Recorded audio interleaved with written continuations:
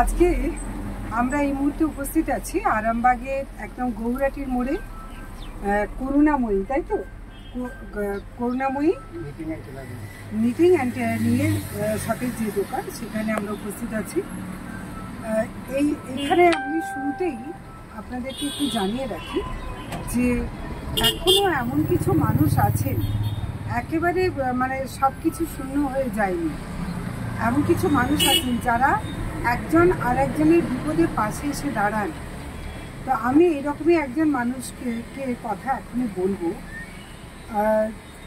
তিনি হচ্ছেন মানস মজুমদার, গোঘাট যিনি বিধানসভার প্রাক্তন বিধায়ক। আমি এই মুহূর্তে তার কথাটা এই জন্যে বলতেই হচ্ছে, এই আমার যিনি প্রতিনিধি আছেন তিনি প্রথমে একটি সেলাই মেশিন আপনাদেরকে দেখিয়েছেন। এই যে সেলাই মেশিন, এই সেলাই মেশিনটা তিনি নিজের গিফট হিসাবে একজনকে স্বনির্ভর করার লক্ষ্যে তাকে দিচ্ছেন, এবং যাকে দিচ্ছেন তিনি আমার পাশে আছেন, আমার বোন সাকিনা। এই সাকিনার সঙ্গে আমার বাসে আলাপ এবং তার স্বনির্ভর হওয়ার অদম্য প্রয়াস। কিন্তু আর্থিকভাবে তিনি এতটাই মানে সঙ্গীন অবস্থা যে তিনি একটা মেশিনও কিনবেন, যে কিনে যে নিজের পায়ে দাঁড়াবেন সে অবস্থা তার ছিল না। তো বাসের মধ্যেই কথায় কথায় তিনি যখন শুনলেন যে আমার আরামবাগ টাইমস একটা চ্যানেল এবং সংবাদপত্র আছে, তখন তিনি আমাকে অনুরোধ করলেন যে যদি একটা মেশিন কোনোভাবেও তাকে দেওয়ার কোনো ব্যবস্থা করা যায়। সেই হিসাবে আমি আমার ক্যামেরা পার্সনকে একটু বলবো ধরতে, যে সাকিনার কাছে, যে সাকিনা, আজকে এই যে মেশিনটা মানসবাবু তোমাকে দিলেন, তোমার অনুভূতিটা কি? মানে সর্বপ্রথমেই আমি ধন্যবাদ জানাবো আরামবাগ টাইমসকে। তার মাধ্যমেই আমি মানস মজুমদার বাবু, যিনি আমাকে মেশিনটা দান করেছেন, মানে হেল্প করছেন, তাকে অসংখ্য ধন্যবাদ। তিনি আমাকে চোখে দেখেননি, কিন্তু আমিও তিনাকে চোখে দেখিনি, কিন্তু সম্পূর্ণ আরামবাগ টাইমসের সম্পাদক কাকুলি চ্যাটার্জি, উনি দিদিভাই, ওনার মুখের বিশ্বাসে, কথার বিশ্বাসে উনি আমাকে মেশিনটা দিয়েছেন। এই জন্য আপনাকে অসংখ্য ধন্যবাদ এবং কৃতজ্ঞতা জানাই। মানসবাবুকে বলছো? হ্যাঁ, মানসবাবুকে বলছি। আর কৃতজ্ঞতা জানাচ্ছি আরামবাগ টাইমসকে, যে যেনারা আমি চেষ্টা করেছি মাত্র, কিন্তু আমার পাশে আমি অনেককেই বলেছিলাম, আমি কিন্তু কাউকে পাইনি যাদেরকে আমি এই মেশিনের জন্য বলেছিলাম। দিতে পারতেন। আরামবাগে এরকম একটা মেশিন হাতে তুলে দেবার মতো ক্ষমতা যে কারণ নেই এমন নয়, দিতে তারা পারতেন, কিন্তু হয়নি, রাজি হয়নি।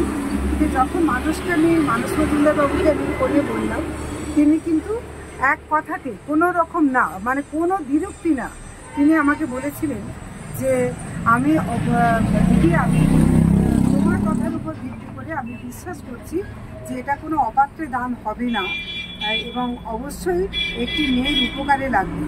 আর তখন ঈদ, মানে রমজান মাস চলছিল, উনি ঈদের সময়তে এটা দিয়েছিলেন, কিন্তু মাস থেকে আমার একবার একটা বিশেষ প্রোগ্রামে আমি পুরী চলে গেছিলাম, যার জন্য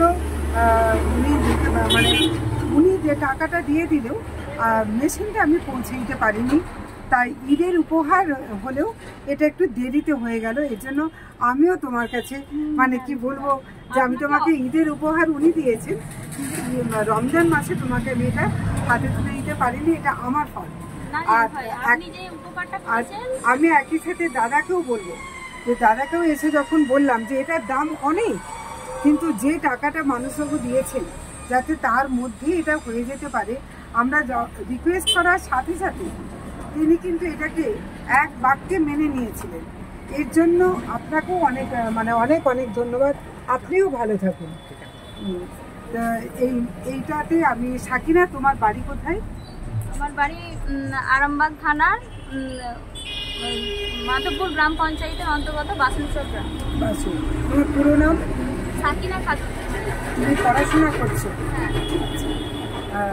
তুমি এই মেশিন নিয়ে যাও, নিয়ে গিয়ে কাজ করো এবং নিজের পায়ে দাঁড়াও, এবং তুমি আর চেষ্টা করবে আরও যদি কাউকে তোমারই মতো কেউ যদি নিজের পায়ে দাঁড়াতে চান, তাকে অন্তত যদি একটু সেলাইটা শেখাতে পারো, এভাবেও যদি তুমি এগিয়ে যেতে পারো, আরেকজনের পাশে দাঁড়াতে পারো, তাহলেও অনেকটা হবে। কারণ আমরা সবাই অপরের পরিপূরক, তাই তো? ভালো থাকবেন মানুষ মজুমদার বাবু, এবং আমিও চাইবো সাকিনা নিজের পায়ে দাঁড়া, এই আর কি। আপনাদের সকলকে ধন্যবাদ। সর্বোপরি আরামবাগ টাইমসকে, মাননীয় মানুষ মজুমদার বাবুকে, প্রাক্তন বিধায়ক যিনি, এবং যিনি সব কাকু, উনিও অত্যন্ত ভালো। তো সকলকেই ধন্যবাদ জানাচ্ছি এবং আমার পাশে দাঁড়ানোর জন্য অসংখ্য ধন্যবাদ।